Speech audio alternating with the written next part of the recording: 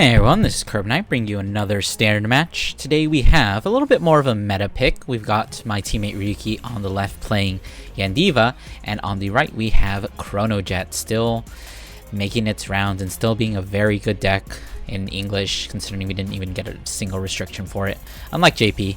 Anyways, getting into the match, Gandeeva is going to be starting off with that cycle card, going to be soul blasting and drawing a card, and we are seeing, I guess, this is a little bit of an outdated list. I don't see too many people playing Ling in the Chronojet, but we are seeing it probably going to be putting some work here, calling down another Ling. Honestly, I think just playing Zargon is much better than Ling, even though it is a on-hit.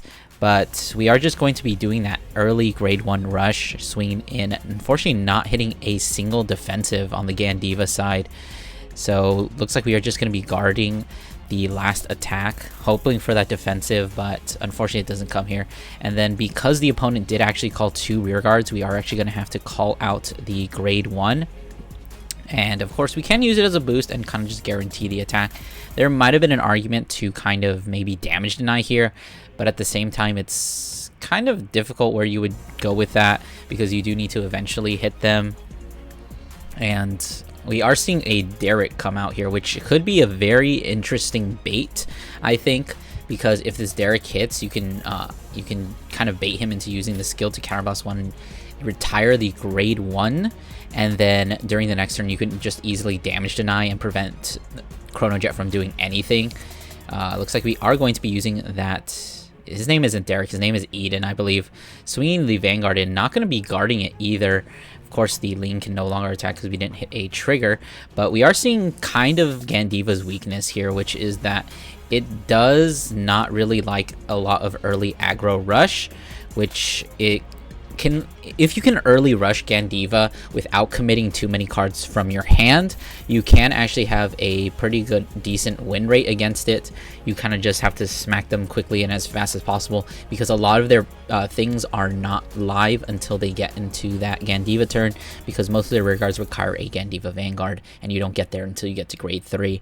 But that does come with the added cost where calling a lot of cards from hand, so unless you can make up that advantage in a deck like Chronojet kind of can, you realistically might be in a bit of a pinch. But we are seeing the entire board retired with the grade 2 and grade 3. We swing at the Vanguard. We did manage to get to that 5 cards in bind zone, so that is going to be a 2 damage at 23. This other grade 3 rear guard is going to be able to hit through that defensive because it is also at 23, but that is, thanks to defense, just another 5k guard. So definitely not looking great for Gandeeva, because another reason why calling a board is kind of good against Gandeeva is because they make their plus off of not retiring. So when they do actually retire, they don't get to draw. They do get to keep the face down bind going, but they're going to be doing that regardless.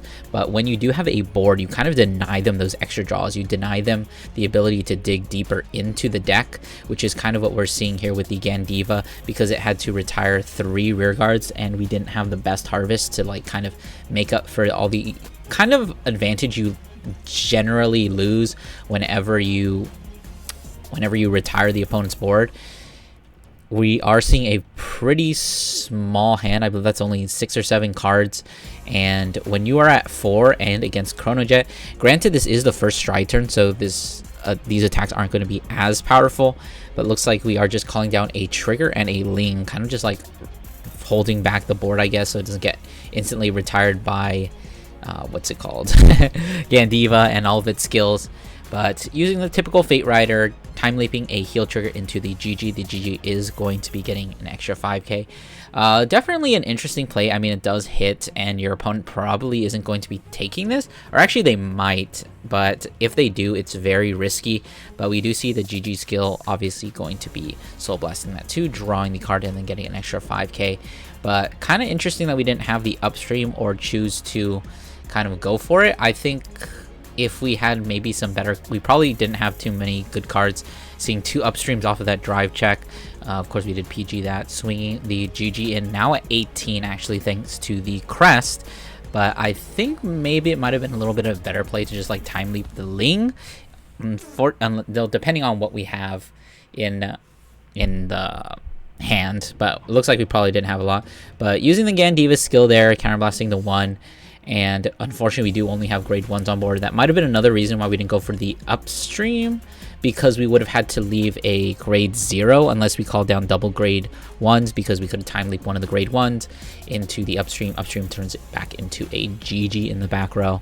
But Gandeeva going off. Looks like we have 2 of the multi-attackers, and we do have that 7 bind zone, so these are all going to be hitting for 23. Which is a pretty good, or 23, 24, it's basically the same number, but it is a pretty good number to be swinging at a 13k Vanguard, because that is a 10, that is actually not a 10k, that is a 15k guard regardless. Would be nice if we could get like 2 more into the bind zone, but unfortunately we cannot. Hitting into a defensive trigger there, meaning that this turn just became that much more survivable. Hitting for a 36, unfortunately just that 2k away from being a really nice magic number, using the skill of the countercharger to bind itself face down and countercharge, and then using the skill of the grade 2 to check that top 3 and call something out. Looks like we are probably thinking about whether we're going to be using the second skill. It does make a lot of sense because you are at 11, so now you're getting an extra 22. So regardless of what you call out, it is always going to be hitting, but we are seeing the 2 grade 2s coming out, using the skill of one of them to retire the Ling. We are going to be able to bind another card face down, which gets us that much closer to another magic number, but you're out of counterblast at this point, and unfortunately you do not plus off it. As I said before, since you do actually have to retire, you don't get that draw, and unfortunately swinging for a 32, which is not as good as a 34 would be, but it is still going to be calling down at least 10k shield. So that is a 15k, and I believe we didn't swing with the other one just as a bit of damage denial.